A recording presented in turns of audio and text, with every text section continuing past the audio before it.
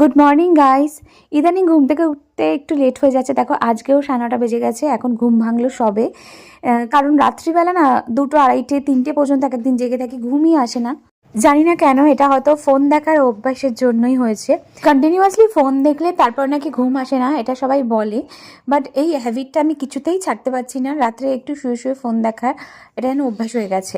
ঘুম থেকে উঠেই খেলাম চ্যবনপ্রাশ, আর এটা খেতে আমার একদম খুব একটা ভালো লাগে না, কিন্তু খেতে হচ্ছে কারণ আমার প্রচণ্ড ঠান্ডা লাগার ধাত, তার সাথে সাথে অ্যালার্জিও আছে। যতক্ষণ না রোদ ওঠে ততক্ষণ সকালবেলা আমার অবস্থা প্রচণ্ড খারাপ থাকে। রোদ পেলে তবু যেন একটু ঠিক হই। তারপর ঘরটাকে ক্লিন করে নিলাম, আর ছাদে দেখো অনেক কাচাকুচি ছিল, সেগুলো সব সেরে নিয়ে ঘরে এসে বসলাম টিফিন খেতে।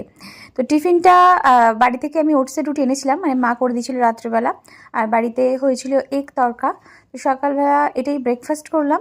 তারপরে আজকে আমি তাড়াতাড়ি করে ফ্রেশ হয়ে নিলাম, মানে একটু স্নান খেয়ে নিয়েছিলাম, আর রেডি হয়ে বেরোচ্ছিলাম একটা জায়গায় একটু সকালই।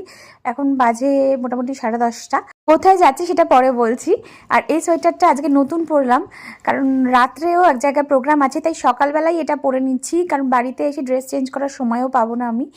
আর মুখে দেখো টোনার ইউজ করলাম, একটু সানস্ক্রিন ইউজ করলাম, ব্যাস আমি রেডি হয়ে গেছি। এবার বেরোবো, চলো গিয়ে ওখানে দেখা করছি।